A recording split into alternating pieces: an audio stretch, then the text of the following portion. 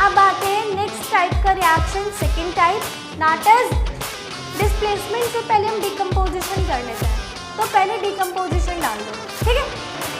Type of reaction में combination complete हो गया, डिकम्पोजिशन में हमने थर्मल पूरा कर लिया था, ठीक है।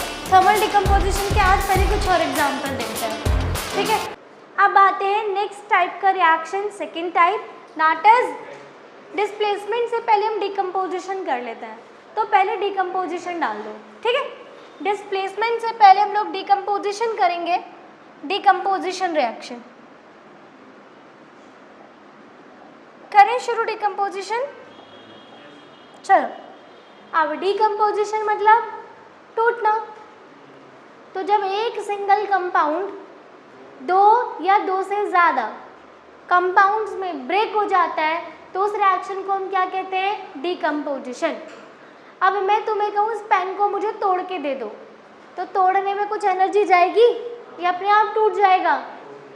तो तोड़ने में तो एनर्जी देनी ही पड़ेगी। तो डिकम्पोजिशन रिएक्शन में हमेशा हमेशा हमेशा हीट एब्जॉर्ब होगी, क्योंकि आप ब्रेक कर रहे हो। ब्रेक करने के लिए एनर्जी खर्च होती है। तो डिकम्पोजिशन रिएक्शन हमेशा किसका एग्जाम्पल होगा, एंडोथर्मिक। और अभी एंडोथर्मिक में मैंने बोला था, तो याद रखेंगे all decomposition reaction is an example of endothermic reaction. समझ गए मेरी बात? क्योंकि ब्रेक करने में आपको एनर्जी वहाँ पर लगानी पड़ेगी। समझ गए मेरी बात? अब देखो, मैंने कहा एक सिंगल कंपाउंड मैंने ले लिया AB, सही है। अब वो टूट रहा है और वो टूट के दो या दो से ज़्यादा कंपाउंड बना रहा है, तो इस रिएक्शन को हम क्या कहते हैं, डिकम्पोजिशन रिएक्शन।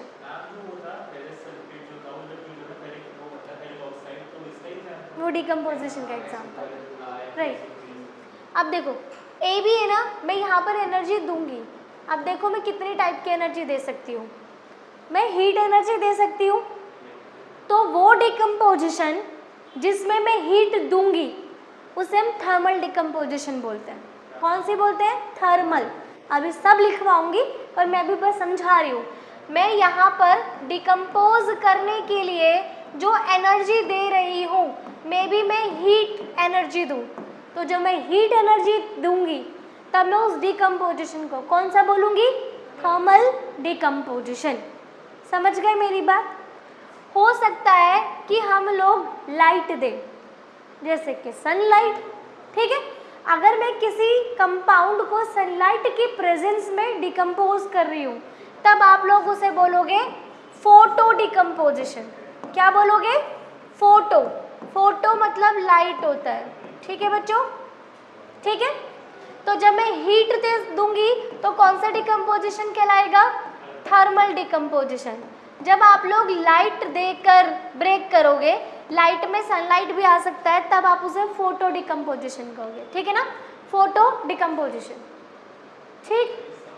अगर हम करंट देके उसे कराएंगे, है ना, अगर आप किसी रिएक्शन को करंट पास करके डिकम्पोज कराएंगे तो हम उसे इलेक्ट्रो बोलते हैं, इलेक्ट्रो डिकम्पोजिशन या इलेक्ट्रोलिसिस, ठीक है। सबकी डेफिनेशन लिखवाऊंगी, बस पहले बात है समझना। तो यहाँ पे डिकम्पोज हो रहा है, डिकम्पोज मतलब टूटना। जब मेरा एक सिंगल कंपाउंड एनर्जी देने पर दो या दो से ज़्यादा प्रोडक्ट फॉर्म करेगा तो इसे हम क्या कहेंगे, डिकम्पोजिशन। डिकम्पोजिशन देने के लिए एनर्जी सप्लाई करनी है। एनर्जी हीट वाली हो सकती है, सनलाइट हो सकती है, लाइट हो सकती है या करंट हो सकता है। समझ गए?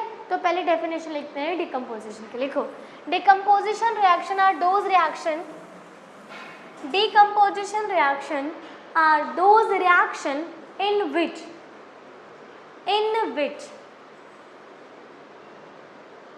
a single substance decompose into two or more than two product।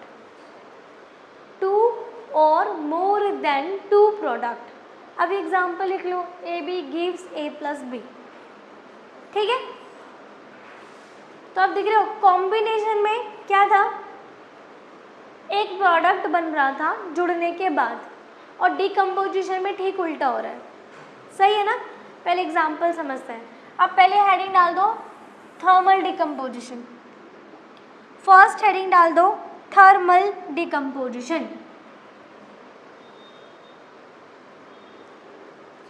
Thermal decomposition कब होता है?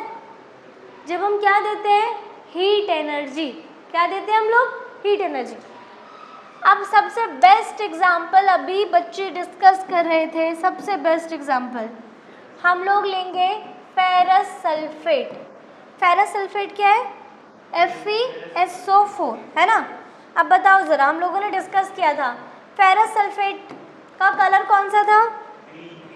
Green colour. और जब हमने ग्रीन कलर के सब्सटेंस को हीट किया था तो क्या बन रहा था? और साथ में किस चीज़ की स्मेल आ रही थी? Burning smell of sulphur. याद है सब लोगों को? क्या आ रही थी? Burning smell of sulphur. चलो देखते हैं इसे।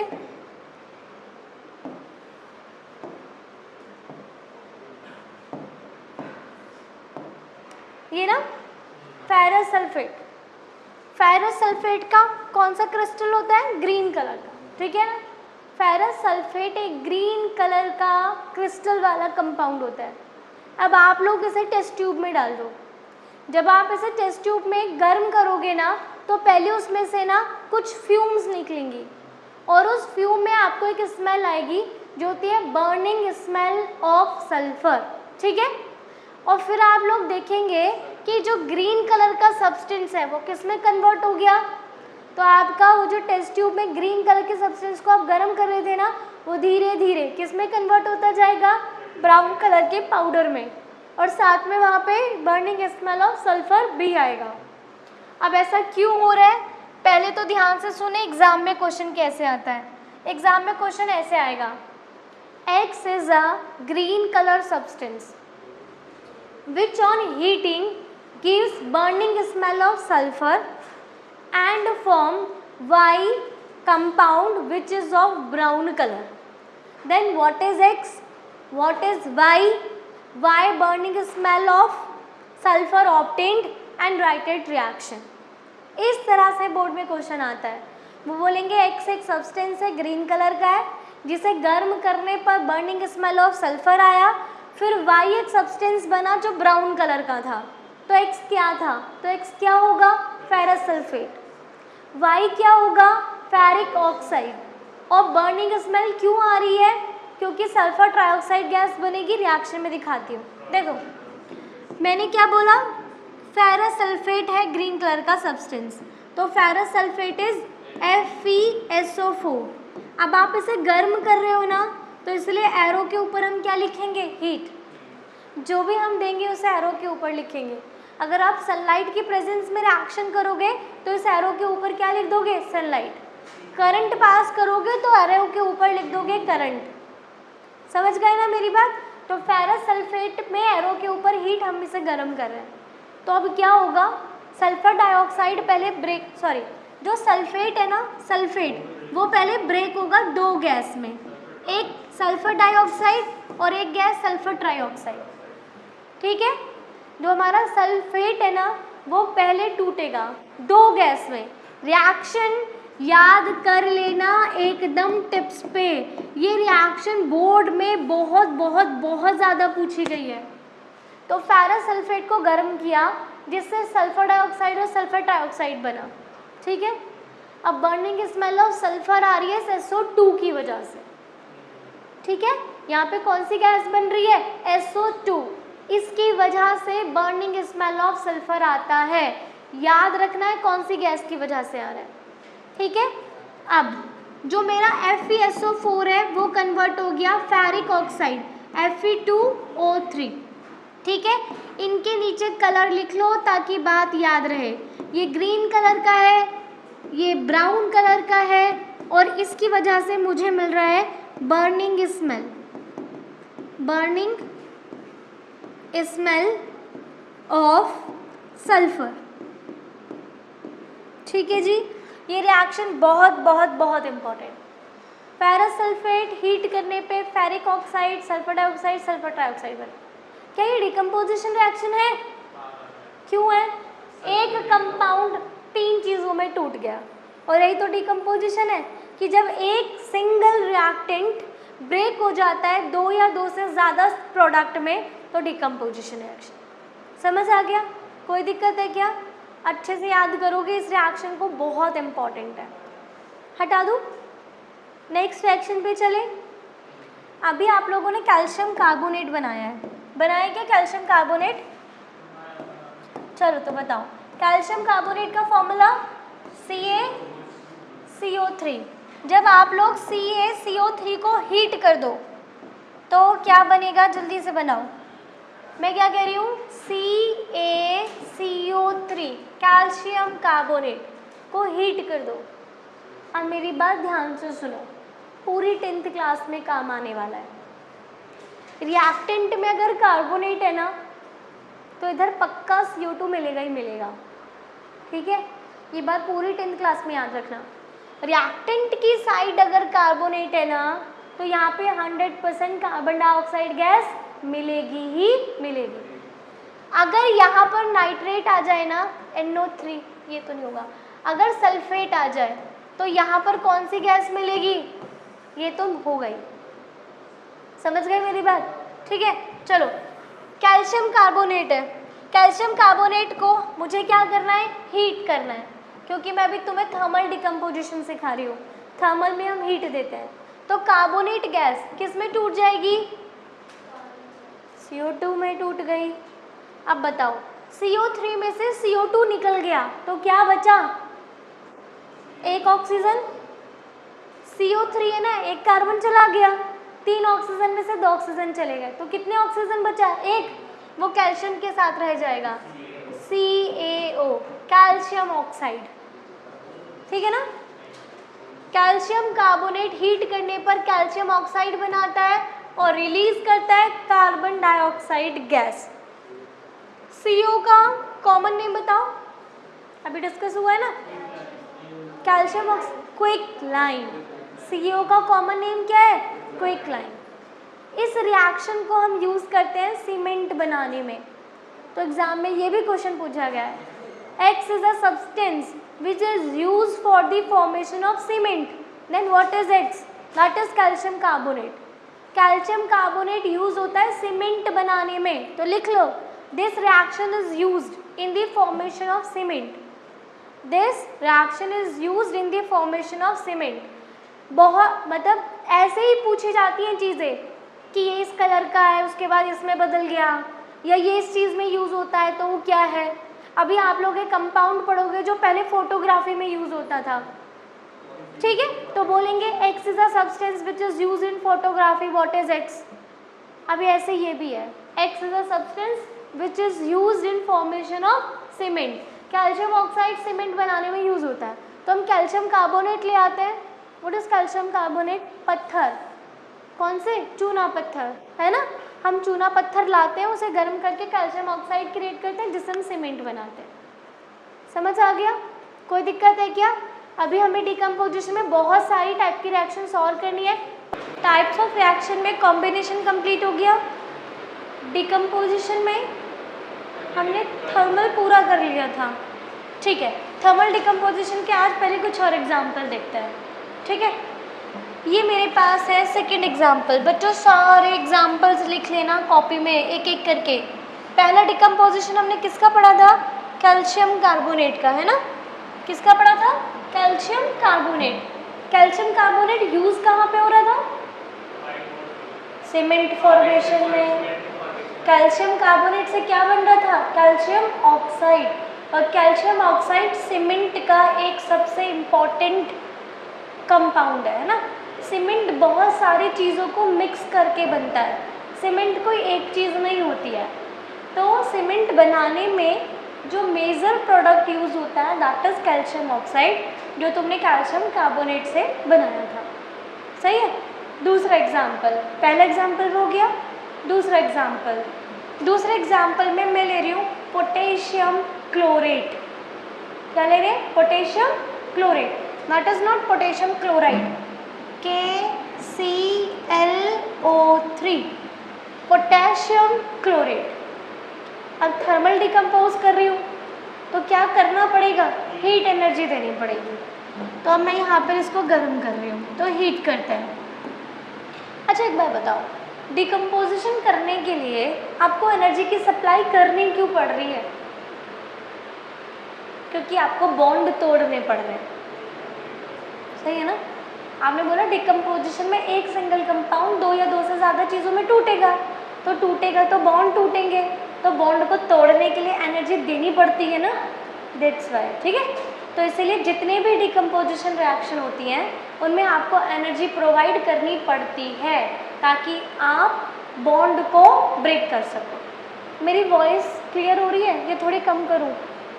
ठीक है, चलो ये मेरी बात समझ आई। अब देखो, जब हम पोटेशियम क्लोरेट लेते हैं, ये मेरा टेस्ट ट्यूब है, इस टेस्ट ट्यूब के अंदर हमने पोटेशियम क्लोरेट लिया, इसे हम हीट कर रहे हैं MnO2 की प्रेजेंस में। कुछ चीज़ें ऐसी होती हैं जो रिएक्शन की स्पीड को बढ़ाती हैं। अगर मैं पोटेशियम क्लोरेट को डायरेक्टली हीट करूँगी ना तो ये बहुत धीरे धीरे धीरे डिकम्पोज होगा। अगर मैं इसमें MnO2 रख दूँगी ना साथ में तो रिएक्शन की स्पीड बढ़ जाएगी, पर MnO2 पे कोई इफेक्ट नहीं पड़ेगा, वो जैसा है वो वैसा ही रहेगा। तो कुछ कंपाउंड ऐसे होते हैं जो रिएक्शन की स्पीड को चेंज करने के काम आते हैं, पर उनमें कोई इफेक्ट नहीं आता। MnO2 रिएक्शन के पहले भी ऐसा ही था और रिएक्शन के बाद भी ऐसा ही होगा, तो इन्हें हम कहते हैं कैटलिस्ट। क्या बोलते हैं? कैटलिस्ट। हालांकि 10th में है नहीं, बस मैंने बता दिया कैटलिस्ट होता क्या है, ठीक है ना। तो MnO2 की सिर्फ प्रेजेंस है इस टेस्ट ट्यूब में, मेन काम है पोटेशियम क्लोरेट को हीट करना। तो अब ये डिकम्पोज होगा, तो जब ये तुम्हारा डिकम्पोज होता है ना तो क्लोरेट का जो O3 है ना वो ऑक्सीजन की फॉर्म में बाहर निकल जाता है। अब ऑक्सीजन है तो गैस है, तो यहाँ पर एक गैस बनती है, उसे हम टेस्ट ट्यूब की हेल्प से पानी के ऊपर कलेक्ट कर रहे हैं। अब गैस है ना, मुझे पता भी तो चलनी चाहिए गैस है, तो मैंने क्या किया, यहाँ से एक टेस्ट ट्यूब ली, बीकर में पानी भरा, उल्टा बीकर रख दिया, तो ऑक्सीजन गैस निकलेगी, बबल्स की फॉर्म में निकलेगी और ये पानी के ऊपर कलेक्ट हो जाएगी। समझ गए मेरी बात? अब मुझे कैसे पता ऑक्सीजन गैस ही निकलेगी? तो पहले मैंने तुम्हें हाइड्रोजन की टेस्टिंग समझाई थी। क्या थी हाइड्रोजन की टेस्टिंग? बर्निंग कैंडलस्टिक को हाइड्रोजन गैस के पास ला रहे थे तो वो पॉप साउंड के साथ बर्न हो रहा था, that is the testing of hydrogen gas. अब ऑक्सीजन गैस की टेस्टिंग क्या है? आपको पता है ना, ऑक्सीजन बर्निंग में सपोर्ट करती है ना, कोई भी चीज़ कब जलती है, जब वहाँ पे क्या प्रेजेंट है, ऑक्सीजन। तो अगर आप यहाँ पर कैंडल लेकर आओगे तो वो हाई फ्लेम के साथ जलने लगेगी। समझ गए ऑक्सीजन की टेस्टिंग क्या है? अगर हम बर्निंग कैंडल स्टिक को ऑक्सीजन के पास लाएंगे तो वो एकदम से तेज फ्लेम के साथ बर्न होगी। तो अगर मैं यहाँ बर्निंग कैंडल लाऊंगी तो वो तेज फ्लेम के साथ जलेगी, तो मुझे पता चल गया यहाँ पे ऑक्सीजन गैस है। तो अब ऑक्सीजन निकल गया तो क्या बचा? KCl। तो that is a decomposition reaction. क्यों? क्योंकि एक सिंगल कंपाउंड ब्रेक हो गया दो कंपाउंड्स में। समझ गए? क्या रिएक्शन बैलेंस्ड है? नहीं है बैलेंस। कैसे बैलेंस करूँगी? इधर ऑड, इधर इवन, सीधा सीधा किससे मल्टीप्लाई कर दूँ? 2 से, ताकि किस में कन्वर्ट हो जाए? इवन। तो 3 2 जा 6, तो सीधा सीधा इधर कितना लगा दूँ? 3, और इधर कितना लगा दूँ? 2। समझ आ गया? That is the thermal decomposition. किसका? पोटेशियम क्लोरेट का। आ गया समझ में? अब नीचे ना एक लाइन लिखेंगे नोट करके, देखो, decomposition required energy, decomposition required energy because in decomposition we have to break the old bond, we have to break the old bond, and for this purpose energy is required, and for this purpose energy is required.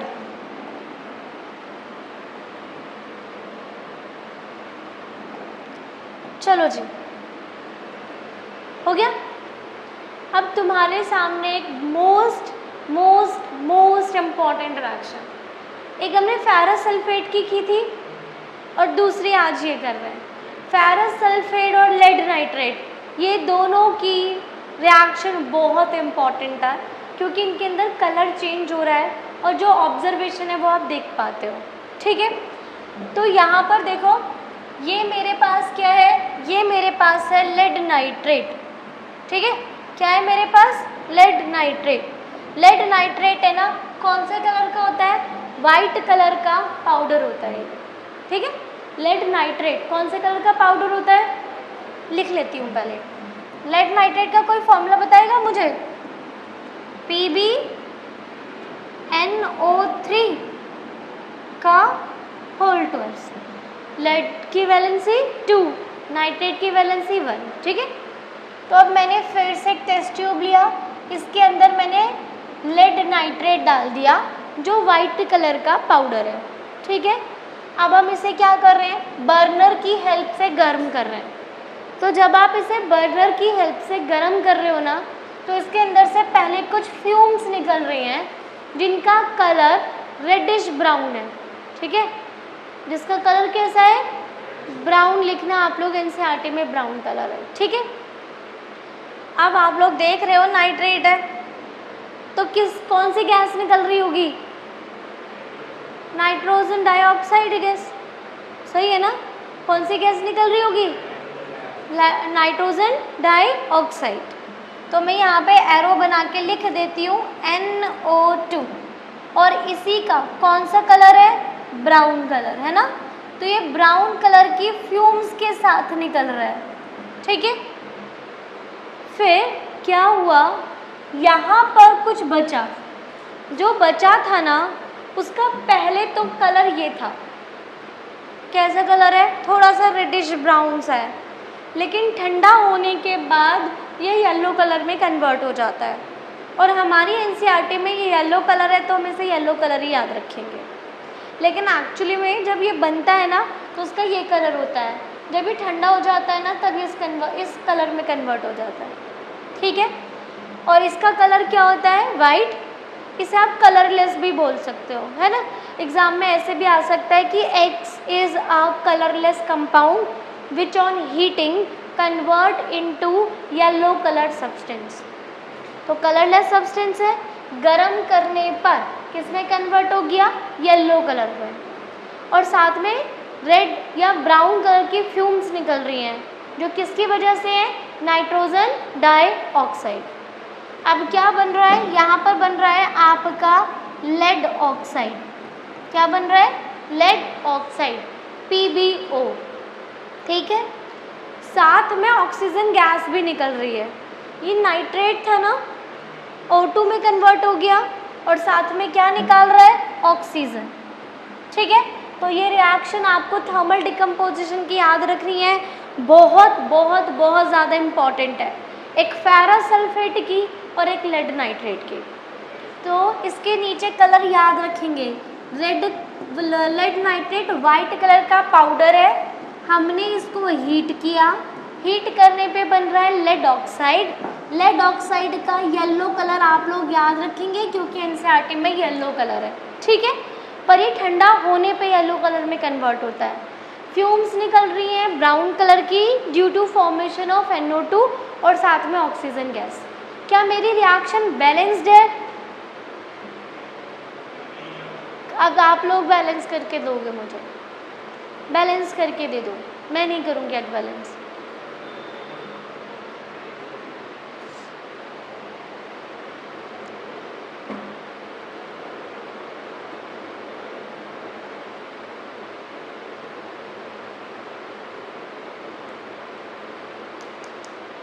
सबसे पहले metal lead को balance कर लेना, फिर nitrogen को balance कर लेना and then oxygen को बैलेंस कर लेना, ठीक है।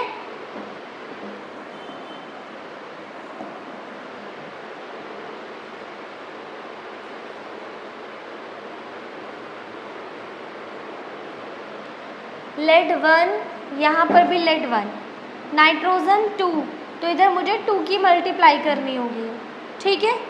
ऑक्सीजन के 3 2 जा 6, इधर टोटल कितने हो रहे हैं 4 6 7, ठीक है ना।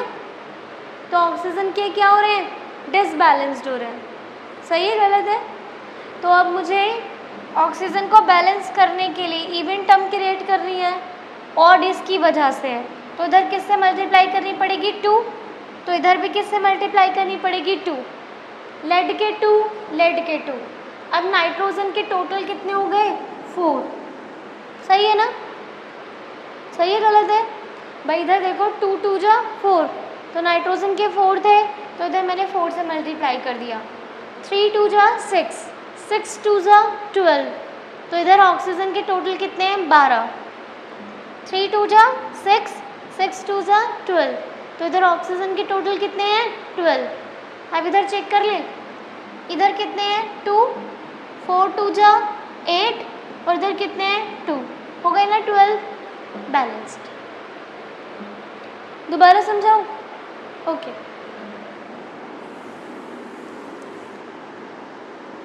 हाँ जी, मेरे पास था लेड नाइट्रेट PbNO3 का होल ट्वाइस, फॉर्म कर रहा है लेड ऑक्साइड, साथ में निकाल रहा है नाइट्रोजन डाइऑक्साइड, और साथ में बना रहा है ऑक्सीजन, ठीक है। लेड का 1 लेड का 1, नाइट्रोजन यहाँ पर कितने थे 2, तो इधर मैंने किससे मल्टीप्लाई कर दिए 2 से।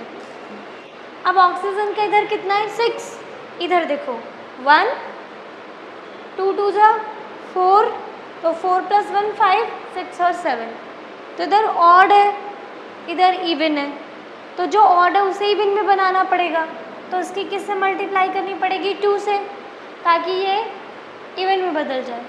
बट इसके 2 से मल्टीप्लाई करने पे लेड के कितने हो गए 2, तो लेड के 2 बनाने के लिए इधर भी किससे मल्टीप्लाई हो गई 2 से।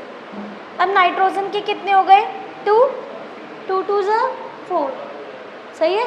तो नाइट्रोजन के टोटल कितने हो गए 4, यहाँ पे नाइट्रोजन के कितने हैं 2, तो इसको मुझे किस में कन्वर्ट करना पड़ेगा 4 में, तो इसीलिए 4NO2, ठीक है। अब ऑक्सीजन के देखते हैं, 3 2 जा 6 6 2 जा 12, तो ऑक्सीजन के 12 हैं, इधर देखते हैं, इधर ऑक्सीजन के 2, इधर 8 2, टोटल कितने हो गए 10, खत्म बैलेंस। समझ आ गया। इस रिएक्शन में इतना इम्पोर्टेंट क्या है इसके कलर, क्योंकि आपको कलर से ही आइडेंटिफाई करना पड़ेगा। मैं बार बार बोल रही हूँ, एग्ज़ाम में नाम नहीं देंगे कि इसे गर्म कर दो, ऐसे कोई नहीं देता। ऐसे नहीं बोलते कि लेड नाइट्रेट को हीट करके रिएक्शन लिख दो, ऐसे बोलते हैं X is a compound which is white in colour, on heating it decompose and give yellow colour substance with reddish brown fumes. फिर वो पूछेंगे वो X क्या था, वो येलो कलर वाला कंपाउंड क्या था, ब्राउन कलर की फ्यूम्स किसकी वजह से हैं, और फिर ये कंप्लीट रिएक्शन लिखने के लिए देंगे। बिल्कुल हाँ, अगर एक भी रिएक्शन विदाउट बैलेंस लिख दी ना तो पूरा ही क्वेश्चन कट जाएगा, मतलब वो पूरी रिएक्शन कैलकुलेट नहीं होगी। अगर आपने इसे विदाउट बैलेंस लिख दी ना तो मार्क्स 0 मिलेंगे इस वाले पार्ट में। तो आप कोई भी रिएक्शन लिखोगे तो बैलेंस तो करके लिखनी ही लिखनी है। समझ आ गया। तो एक ये वाली रिएक्शन और एक फेरस सल्फेट वाली रिएक्शन, इन दोनों को आप लोगों को एकदम अच्छे से करना है। चलो अब ये तो हो गया हमारा कंप्लीट, कौन सा, थर्मल डिकम्पोजिशन। ठीक है, कौन सा कंप्लीट हुआ है, थर्मल डिकम्पोजिशन। अब हम पहुँचते हैं नेक्स्ट टाइप के डिकम्पोजिशन पे, दैट इज इलेक्ट्रोलिसिस। ये जो वर्ड है ना, इस वर्ड का मतलब ही होता है ब्रेक करना। इस वर्ड का ही मतलब क्या होता है, ब्रेक करना। इलेक्ट्रो मतलब करंट। तो अब अगर आप किसी कंपाउंड को करंट पास करके तोड़ते हो तो उस डिकम्पोजिशन को हम क्या कहेंगे? Electrolysis.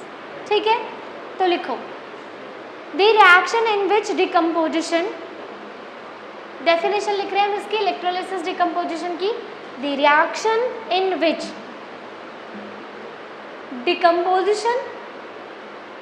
decomposition is carried out with help of electric current।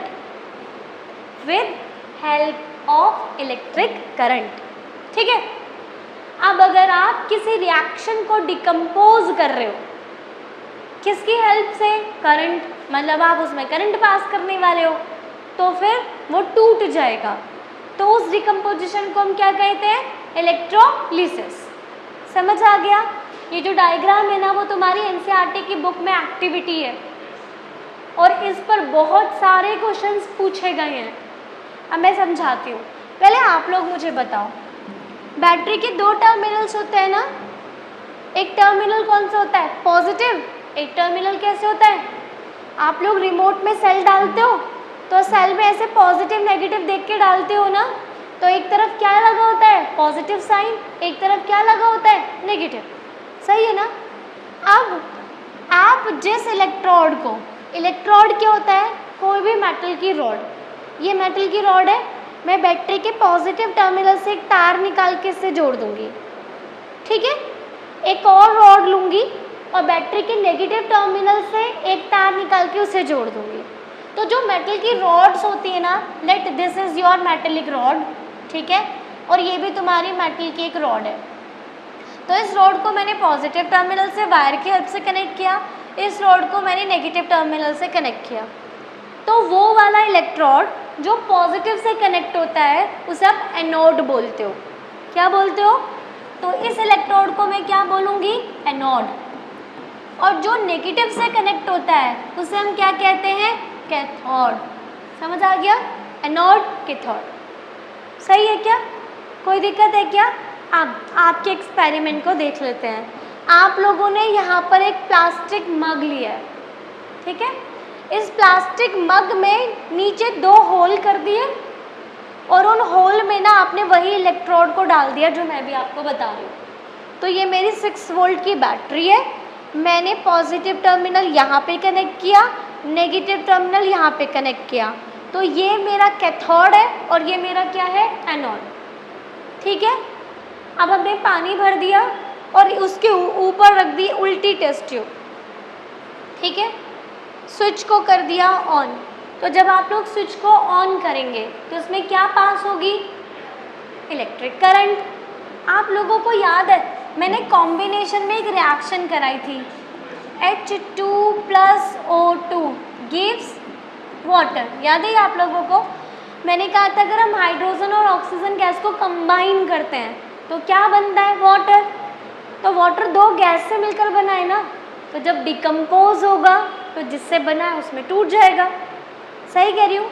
तो अगर मैं वाटर लेती हूँ और इसके अंदर मैं पास कर रही हूँ तुम्हारा इलेक्ट्रिक करंट, तो मेरा वाटर दो गैस से मिलकर बना था, एक हाइड्रोजन गैस और एक ऑक्सीजन गैस। समझ आ गई मेरी बात? तो ये क्या हो गया? इलेक्ट्रोलिसिस। क्यों? क्योंकि करंट पास करके मैंने वाटर को जिस गैस से बना था उसी में ही ब्रेक कर दिया। रिएक्शन बैलेंस है क्या? बैलेंस कर दो। किससे मल्टीप्लाई कर दूँ? 2। यहाँ पे किससे मल्टीप्लाई कर दूँ? गैस है ना, एरो लगा सकती हूँ क्या? अब ध्यान से देखो, एक गैस हाइड्रोजन है और एक गैस ऑक्सीजन। कौन सी गैस कहाँ जाएगी? ये है बोर्ड का बहुत बहुत बहुत इम्पॉर्टेंट क्वेश्चन, ठीक है। कौन सी गैस कहाँ जाएगी? ये बोर्ड में बहुत पूछा गया है कि हमने वाटर का इलेक्ट्रोलिसिस किया, हाइड्रोजन किस पे मिलेगी? कैथोड पे या एनोड पे? ऑक्सीजन कहाँ पे मिलेगी? अब देखो ज़रा, आप लोगों को ये डायग्राम दिखाई दे रहा है? ऊपर छोटा सा स्पेस है, यहाँ बड़ा स्पेस है। बड़ा स्पेस मतलब इसमें ज़्यादा गैस होगी और यहाँ पर कम गैस होगी। तो एक गैस कम है और एक गैस ज़्यादा है। आप लोग रिएक्शन देख पा रहे हो, हाइड्रोजन के कितने मॉलिक्यूल्स मिल रहे हैं? 2। ऑक्सीजन के कितने मॉलिक्यूल मिल रहे हैं? 1। तो कौन सी गैस ज़्यादा मिल रही है? हाइड्रोजन ज़्यादा मिल रही है। तो हाइड्रोजन का वॉल्यूम ज़्यादा है और ऑक्सीजन का वॉल्यूम कम, और इनके वॉल्यूम का रेशियो कितना है? 2:1। यहाँ पे दिख रहा है ना 2, हाइड्रोजन के 2 मॉलिक्यूल, इसके आगे कुछ नहीं है, तो कितना है? 1। हाँ, डिकम्पोजिशन तो सारी एंडोथर्मिक है। डिकम्पोजिशन में तो तुम सिर्फ एनर्जी दे ही रहे हो ना, तो डिकम्पोजिशन तो सारी एंडोथर्मिक है, क्योंकि सारी की सारी क्या कर रही है? एनर्जी एब्जॉर्ब कर रही है। डिकम्पोजिशन विदाउट एनर्जी एब्जॉर्प्शन हो ही नहीं सकता, क्योंकि बॉन्ड तोड़ने हैं, और बॉन्ड तोड़ने के लिए क्या चाहिए? एनर्जी चाहिए। समझ गए? तो डिकम्पोजिशन चाहे कोई भी हो, that is always endothermic reaction. समझे? अब देखो, हाइड्रोजन कितने वॉल्यूम है? 2। ऑक्सीजन का कितना वॉल्यूम है? 1। तो जब आप वाटर का इलेक्ट्रोलिसिस करते हो तो हाइड्रोजन और ऑक्सीजन 2:1 में मिलते हैं। समझ गए मेरी बात? कोई दिक्कत है? अब देखो, तो यहाँ पर हाइड्रोजन और यहाँ पर ऑक्सीजन, और ये कौन सा था? कैथोड। तो आपको हाइड्रोजन कहाँ पे मिलता है? कैथोड पे। समझ गए मेरी बात? और ऑक्सीजन कहाँ पे मिलता है? एनोड। इसका मेरे पास रीज़न है, मैं अभी समझाऊंगी तो शायद समझ नहीं आएगा, पर जब हम लोग मेटल एंड नॉन मेटल पढ़ेंगे ना, तब तुम्हें ये बहुत अच्छे से समझ आ जाएगा। फिर भी मैं एक बार समझाने की कोशिश कर रही हूँ, अगर समझ आए तो। पर फिलहाल पहले से लिखो, फिर समझाती हूँ। लिखो इसको जल्दी से, पूरा रिएक्शन लिख लेना और फिर नोट करके लिखना। नोट, ये जो नोट मैं लिखवा रही हूँ ना, ये बोर्ड्स में पता नहीं कितनी बार पूछे गए हैं, तो नोट पे ज़रा स्पेशल अटेंशन लिख लेना, ठीक है? लिखो, पहले रिएक्शन नोट कर लो, देन मुझे बता देना। करें स्टार्ट? लिखो, hydrogen gas is obtained at cathode. Hydrogen gas is obtained at cathode while oxygen gas obtained at anode. While oxygen gas obtained at anode. ठीक है जी? देखो, इसे याद करने का एक ट्रिक दे सकती हूँ मैं। वोवल वर्ड्स याद है? क्या होते हैं वोवल वर्ड्स? A-E-I-O-U। ए से ही तो एनोड बन रहा है ना? और ओ से क्या बनता है? ऑक्सीजन। तो मैं हमेशा याद रखती हूँ वोवल वर्ड साथ साथ, तो ऑक्सीजन कहाँ पे मिलेगा? एनोड पे। ठीक है? तो हाइड्रोजन फिर कहाँ जाएगा? कैथोड पे। अब तुम लोगों को रटना है, रट लो, ये मेमोराइज करना है। बस मुझे ये याद चाहिए कि तुम्हें ये पता है कि ऑक्सीजन कहाँ पे मिल रहा है? एनोड पे। समझ गए मेरी बात? ये लर्न करने का ट्रिक है। वोवल वर्ड साथ साथ, तो ऑक्सीजन गैस एनोड पे मिलता है। ठीक है? साइड में लिख लो, अगर याद करने के लिए चाहिए ना, कहीं पर लिख लो छोटा सा, है ना? Vowel words A-E-I-O-U, oxygen anode. तो एनोड हमेशा कहाँ पे मिलेगा? ऑक्सीजन हमेशा कहाँ पे मिलेगी? एनोड। अब एक बार रीज़न समझ ले एक्चुअली में क्यों मिल रही है। एक्चुअली रीज़न अगर ना समझ आए तो टेंशन मत लेना, जब हम लोग मेटल नॉन मेटल पढ़ेंगे तब अच्छे से समझा दूंगी। देखो, जब आपका वाटर ब्रेक होता है ना, तो वो इस तरह से टूटता है कि वो बनाता है H पॉजिटिव और OH नेगेटिव। याद है मैंने आपको बताया था, है ना? मैंने बोला था पानी हमेशा दो चीज़ों में टूटता है। वाटर जब भी किसी से रिएक्ट करता है तो वो हमेशा H पॉजिटिव और OH नेगेटिव में टूटता है। ये तो दिमाग में कर लो सेट। अभी हम लोग इससे नेक्स्ट चैप्टर पढ़ेंगे एसिड बेस एंड सॉल्ट, तब मैं तुमसे पूछूंगी, तब मुझे बता देना कि वाटर किस में टूट रहा है? Hydrogen ion and hydroxide ion. ठीक है? कोई दिक्कत है? अब बताओ, पॉजिटिव कहाँ जाएगा? नेगेटिव पे। और नेगेटिव कौन था? कैथोड। कैथोड था ना तुम्हारा नेगेटिव टर्मिनल। तो कैथोड ही था ना नेगेटिव टर्मिनल, तो अपोजिट चार्ज एक दूसरे को अट्रैक्ट करते हैं, तो तुम्हारा हाइड्रोजन आयन कहाँ पे जाएगा? कैथोड पर। समझ गए मेरी बात? तो एक्चुअली में कैथोड पे होता क्या है, H पॉजिटिव एक इलेक्ट्रॉन ले लेता है, तो वो क्या बनाता है? H, पर H कुछ होता नहीं है, तो ये होता है कैथोड में। समझ गए? अब तुम्हें ये बात नहीं समझ आई होगी ना, तो अभी रिडॉक्स में हम सीख लेंगे ये 2 इलेक्ट्रॉन। कैथोड पर क्या होता है? कैथोड पर हाइड्रोजन आयन आता है और वो अपने साथ इलेक्ट्रॉन को कंबाइन कर लेता है, तो इलेक्ट्रॉन को कंबाइन करके वो क्या बनाता है? H, पर H तो रह ही नहीं सकता ना, तो तुम्हें क्या बनाना है? H2। समझ गए मेरी बात? अब OH नेगेटिव पे क्या है? नेगेटिव, तो नेगेटिव किस पे जाएगा? एनोड पर, और फिर वो वहाँ पे क्या बनाएगा? ऑक्सीजन। ये हम करेंगे आगे, बस मैंने अभी बता दिया कि क्यों ऐसा हो रहा है, ठीक है? तो इस बात को हमेशा याद रखना, हाइड्रोजन गैस जाएगा कैथोड पर, ऑक्सीजन गैस कहाँ पे जाएगा? एनोड। समझ गए?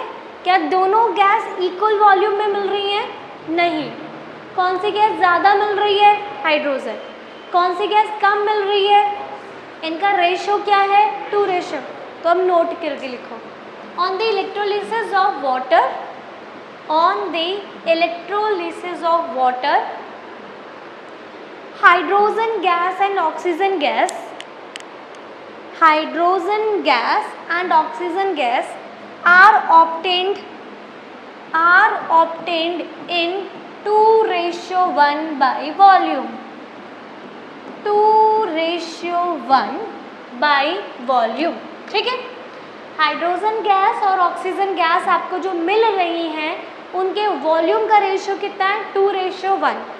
अब एग्जाम में रीज़न पूछा गया है वाई, तो लिखो because in the formation of H2O, in the formation of H2O, in the formation of H2O, hydrogen and oxygen are combined in 2:1, ठीक है? In the formation of water, hydrogen and oxygen combined in 2:1। आपने देखा combination reaction, आप लोग जब H2 और O2 को combine करके वाटर बना रहे थे, तो आप लोग जब इसकी बैलेंसिंग कर रहे थे तो हाइड्रोजन का वॉल्यूम कितना था? 2, और ऑक्सीजन का वॉल्यूम कितना था? तो वाटर के बनने में हाइड्रोजन और ऑक्सीजन का वॉल्यूम 2:1 था, तो जब टूटेगा तब भी तो सेम ही मिलेगा। समझ आ गया? अच्छे से क्लियर हो गया? कोई दिक्कत तो नहीं है ना? आगे बढ़े फिर। ये 2 नोट लिखवाई है ना, दोनों नोट अच्छे से याद रखना है। कैथोड पर एनोड पर कौन कौन सी गैस मिल रही है, क्या इनका वॉल्यूम सेम है, ज़्यादा है तो कौन है, कम है तो कौन है, और क्यों है। डन? बढ़े आगे? चलो नेक्स्ट एक और एग्जांपल लेते हैं इलेक्ट्रोलिसिस डिकम्पोजिशन का, that is electrolysis of molten common salt. Common salt क्या होता है? NaCl। NaCl इज, ये लो NaCl। हम NaCl का एक्वा सॉल्यूशन लेंगे या फिर मोल्टन कर देंगे। मोल्टन मतलब पिघला लो, एक्वस मतलब पानी में घोल दो, ठीक है ना? तो जब आप लोग इसमें इलेक्ट्रिक करंट पास करेंगे, क्या पास करेंगे? इलेक्ट्रिक करंट, तब क्या होगा? टूट जाएगा। किस में टूटेगा? सोडियम और क्लोरीन। तो ऐसे लिख दूँ ना, Na+Cl। सही है क्या? सही? गलत? Cl2 क्लोरीन नॉन मेटल है, कौन सी फॉर्म में आएगी? Diatomic form Cl2। तो मुझे इसे करना पड़ेगा बैलेंस्ड, ठीक है जी? ठीक है? कॉमन सॉल्ट को आपको या तो मोल्टन स्टेट में लाना पड़ेगा या फिर क्या करना पड़ेगा? आपको सॉल्यूशन क्रिएट करना पड़ेगा, फिर हम उसमें करंट पास करेंगे तो वो टूट जाएगा, क्योंकि आप डिकम्पोज कर रहे हो। तो किससे टूटा? जिससे बना था, तो सोडियम और क्लोरीन से। तो देखो, क्या यहाँ पर आपको सोडियम मेटल मिला क्या? ये आपको क्या मिला? Sodium metal. तो यानी कि आप इससे मेटल एक्सट्रैक्ट कर पा रहे हो। तो अगर आपको सोडियम मेटल बनाना होता है ना, बनाना तो नहीं होता, एक्सट्रैक्ट करना होता है ना। बना थोड़ी सकते हैं हम, ना एटम बना सकते हैं ना हम एटम डिस्ट्रॉय कर सकते हैं। तो अगर आपको सोडियम मेटल को एक्सट्रैक्ट करना होता है तब आप क्या लेते हो? कॉमन सॉल्ट, और उसमें क्या पास कर देते हो? करंट। समझ गए? तो आपको क्या मिलेगा? सोडियम मेटल, और साथ में क्या मिलेगी? Chlorine gas. क्लोरीन गैस कहाँ पे मिलेगी? एनोड पर। ठीक है, क्लोरीन गैस कहाँ पे मिलेगी? एनोड पर। सोडियम मेटल कहाँ मिलेगा? कैथोड पर ये याद करने की ज़रूरत नहीं है, ये मेटल नॉन मेटल में अपने आप याद हो जाएगा। यहाँ पे बस हाइड्रोजन और ऑक्सीजन याद रखना है कि कौन सी गैस कहाँ मिल रही है। ठीक है, एक और एग्जाम्पल है एल्यूमिनियम ऑक्साइड। ये दोनों एग्जाम्पल आप लोग दोबारा पढ़ोगे metal and non metal chapter में। ठीक है, एल्यूमिनियम ऑक्साइड का फॉर्मूला Al2O3। क्या पास करना है आप लोगों को? Electric current. जब आप लोग इलेक्ट्रिक करंट पास करोगे तो क्या बनेगा? एल्यूमिनियम, और साथ में क्या निकलेगी? Oxygen gas. यानी ये भी एक्सट्रैक्शन हो गया एल्यूमिनियम मेटल का। समझ गए मेरी बात? ठीक है ना। अब रिएक्शन को बैलेंस कर दो जल्दी से। चलो, बैलेंस इजी थी, यानी समझ आ गई ना। जब चीज़ें समझ आ जाए ना तो समझो वो इजी हो गई। सही है, डन। हटा दूँ? हो गया इलेक्ट्रोलिसिस डिकम्पोजिशन। नेक्स्ट आते हैं आपके फोटो डिकम्पोजिशन पे।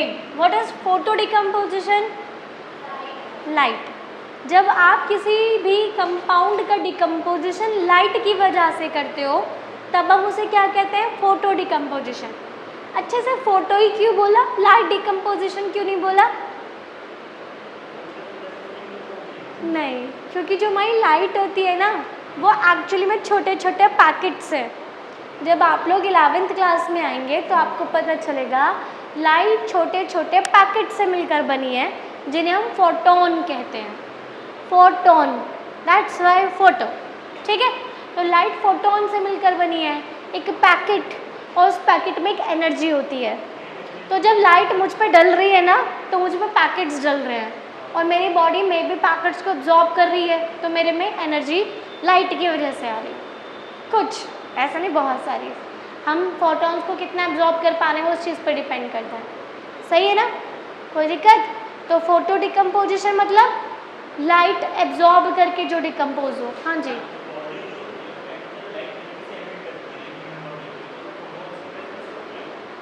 हाँ, कहीं पर भी अगर लाइट एमिट हो रही है तो फोटोन की वजह से हो रही है। ठीक है, चलो पहले लिख लें इसको। लिखो, when the decomposition is carried out, when the decomposition is carried out with help of light, then this decomposition is called photo decomposition। अब आ जाओ एक इम्पॉर्टेंट रिएक्शन पे अगेन। आप देख रहे हो डिकम्पोजिशन की कौन कौन सी रिएक्शन मैंने इम्पॉर्टेंट बोली है? कैल्शियम कार्बोनेट वाली, फेरस सल्फेट वाली, लेड नाइट्रेट वाली, वाटर वाली, और अब ये 2। ठीक है, डिकम्पोजिशन की 6 रिएक्शन टिप्स पे रट लेना। ठीक है, चलो ये मैंने एक चाइना डिश लिया और इसके अंदर हम लोगों ने लेके रखा है सिल्वर क्लोराइड। क्या लेके रखा है? सिल्वर क्लोराइड का फॉर्मूला बता दो अब मुझे।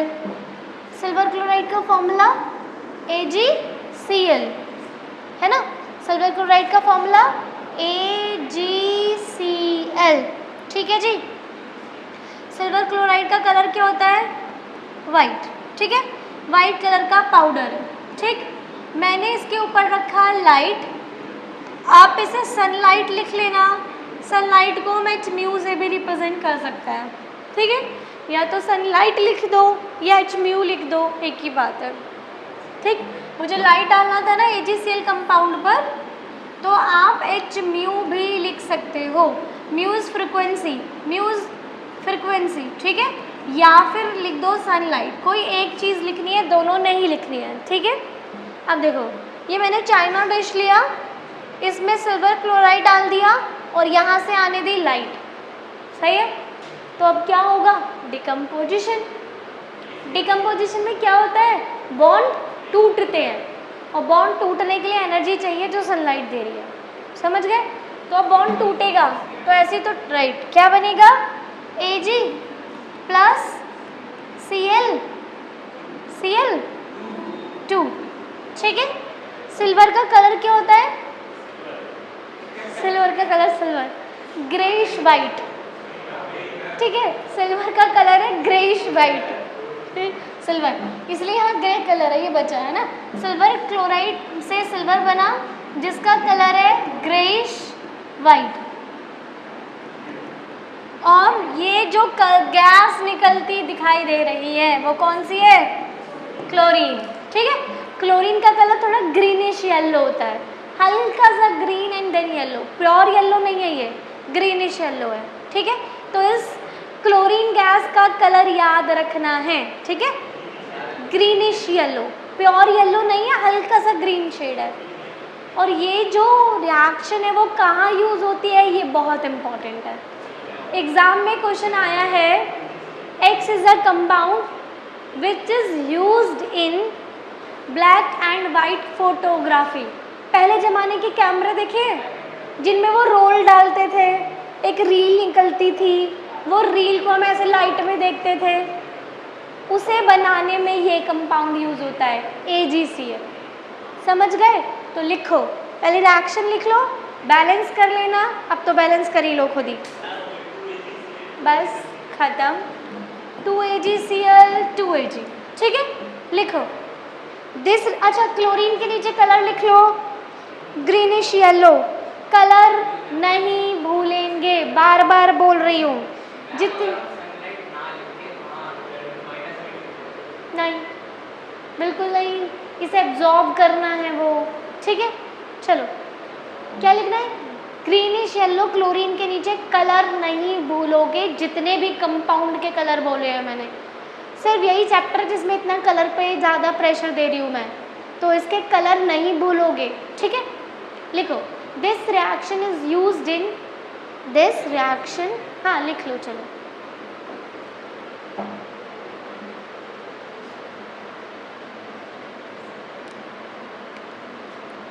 then this reaction is used in black and white photography. This reaction used in black and white photography, ठीक है जी।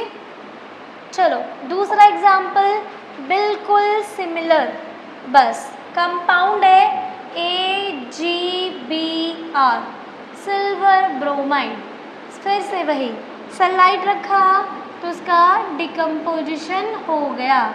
अब कौन सी गैस निकली, ब्रोमीन, ब्रोमीन का कलर रेडिश ब्राउन, ठीक है, ब्रोमीन का कलर रेडिश ब्राउन, सिल्वर का कलर ग्रेइश वाइट। ये रिएक्शन भी फोटोग्राफी में यूज़ होती है, तो या तो AgCl यूज़ कर लेते हैं या AgBr, एक ही बात है, बस जो कलर निकल रही है ना गैस का वो डिफरेंट है। वहाँ क्लोरीन निकल रहा था येलोइश ग्रीन, यहाँ ब्रोमीन निकल रहा है reddish brown.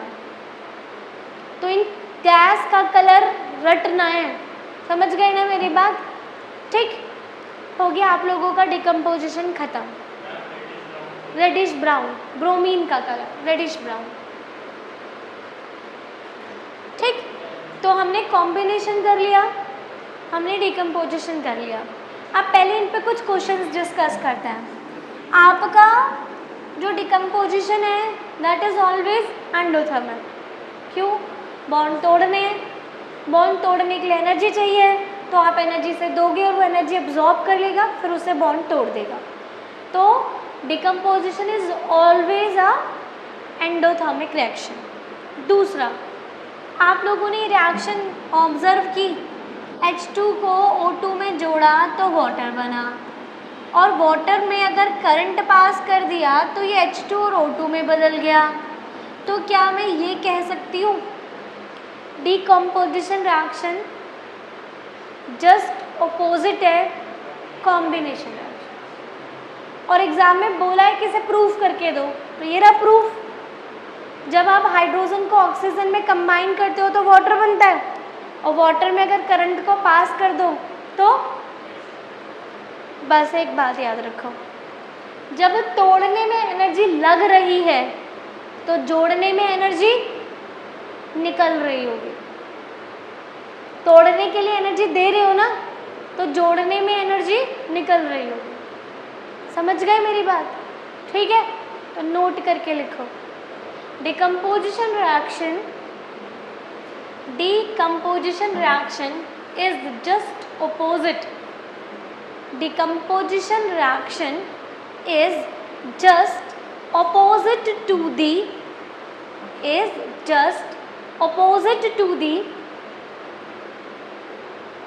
combination reaction. Is just opposite to the combination reaction. और ये दो रिएक्शन लिख के अपनी लैंग्वेज में लिख लेते हैं। पहले ये लिखो, H2 plus O2 gives 2H2O, और फिर इसमें लिखो, बोलो, देखो इन दिस रिएक्शन, हाँ सही बात, राइट, लिखो in this reaction hydrogen gas combine with oxygen. In this reaction, hydrogen gas combine with oxygen to form water. That means it is combination reaction.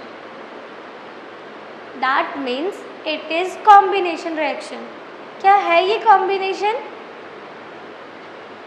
है, दो कंपाउंड जुड़कर एक सिंगल कंपाउंड बना रहे हैं, कॉम्बिनेशन है। अब दूसरा लिखता है H2O में इलेक्ट्रिक करंट पास करेंगे, इलेक्ट्रिक करंट, तो ये क्या बनाएगा 2H2 प्लस O2, डिकम्पोजिशन है। अब पहले ये रिएक्शन लिख लो, ठीक है, लिखो in this reaction water decompose into hydrogen and oxygen. Water decompose into hydrogen and oxygen. So it is decomposition reaction.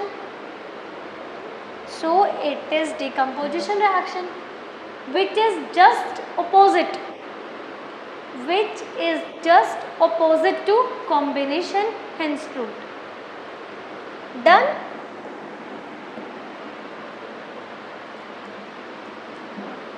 Done? अच्छे से समझ आ गया? कोई दिक्कत? तो अब हम लोगों ने टाइप ऑफ रिएक्शन में सेकंड टाइप कंप्लीट कर लिया, तो कॉम्बिनेशन कंप्लीट, डिकम्पोजिशन कंप्लीट, ठीक है।